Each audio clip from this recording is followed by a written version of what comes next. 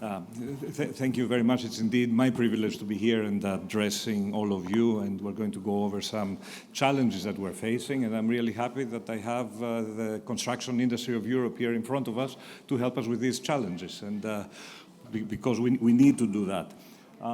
So let me go over a little bit and tell you a few things about the company. Clean water for all.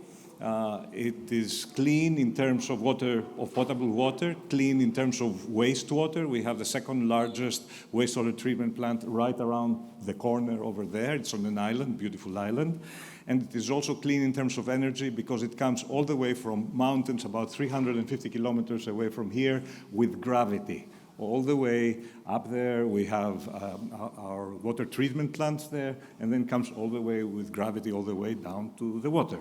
And keep in mind these words. We've been using these words, clean water for all, for quite a few years now. Next week, I think you're going to see them in the resilience plan of the European Union.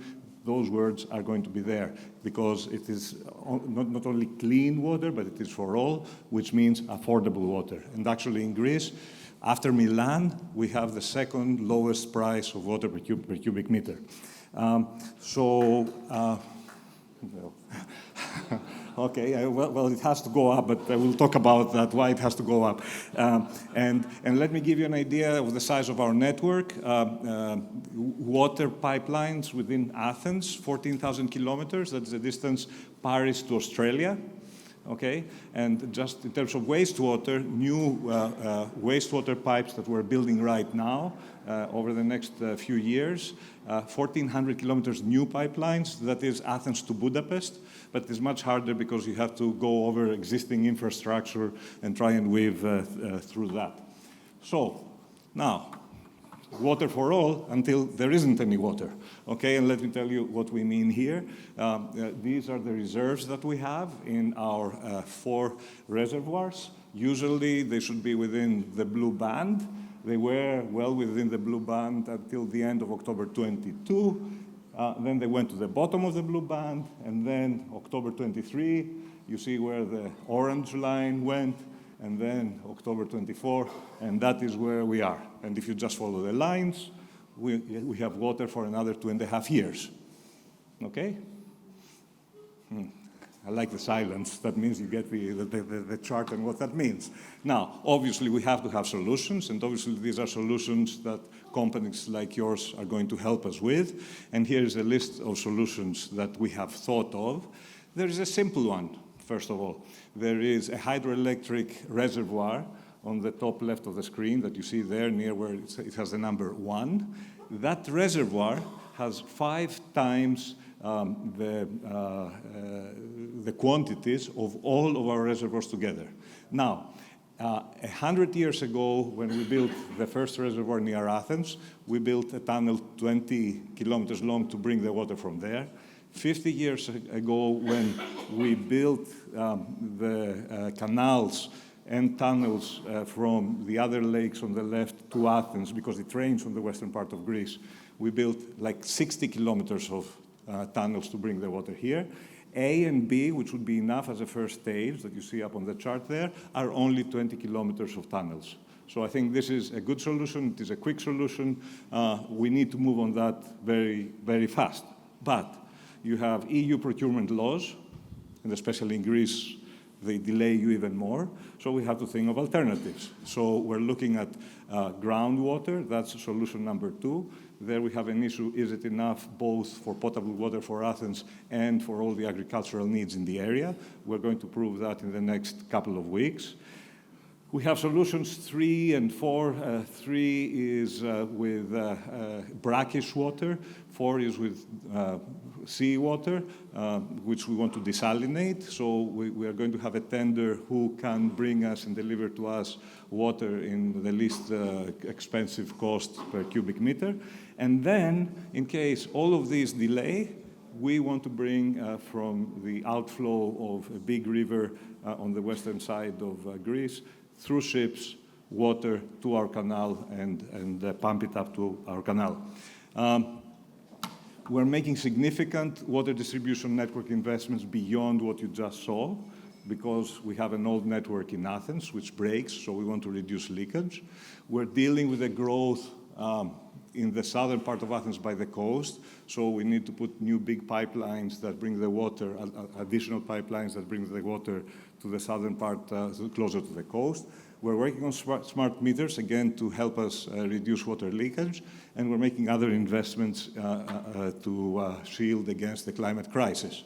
Now, in terms of wastewater, we already have 5 wastewater treatment plants. The Psyttalian, which is around the corner, is the second largest in Europe.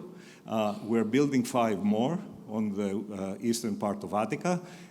We are doing sewer mining to irrigate some parks. And yes, we are reviving Hadrian's aqueduct to bring water to parks, to parks that are along the area where the aqueduct goes through. And yes, I am impressed with Hadrian because I also went to Bath in England, and Hadrian had built the baths in Bath, the Roman baths in Bath in England. It was amazing to see that the 2 edges of Europe, Hadrian and his technology was present there. We are also planning for a major upgrade of the Psyttalia plant to make it energy neutral and to also take it to 4th level processing of wastewater, so we can figure out whether we can use this reused water both for industrial uses along the coast, that's the purple line that you see there, and also for irrigation uses along this coast.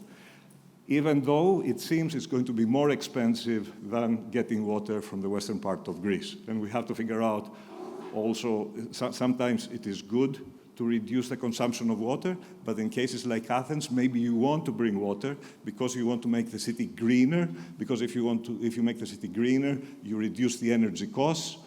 And if you reduce the energy cost, there's a balance there because you improve also the environment. So this is another level of study that we're conducting right now to figure out exactly this balance. Overall, EYDAP, 3 billion euros investment plan over the next 10 years, which has also been favorably assessed by the European Investment Bank. But let's keep in mind here that this is only 10% of the needs and water demand in Greece. The rest of Greece has another 10%, and the other 80% is agricultural needs. There are 730 water utilities. That's way too many. There is a need for central planning and the formation of larger entities. The good news is that there is a new regulatory framework that is regulated asset-based framed, regulatory asset-based. And it is all about cost recovery because you cannot do all these things unless someone pays for them. Yes, of course, you can have financing options, maybe grants from the EU around the Blue Deal for specific needs, but then the rest of the financing, like loans and bonds, are only, they help you with the cash handling because someone in the end needs to pay for that. And in the end, it could be for certain infrastructure, it could be special fees for specific infrastructure in the bills. That's really quick. I tried to do it as quickly as possible within 5 minutes, and more than glad, as you can see, there are plenty of opportunities for all of you here. More than glad to talk to you after the break. Thank you.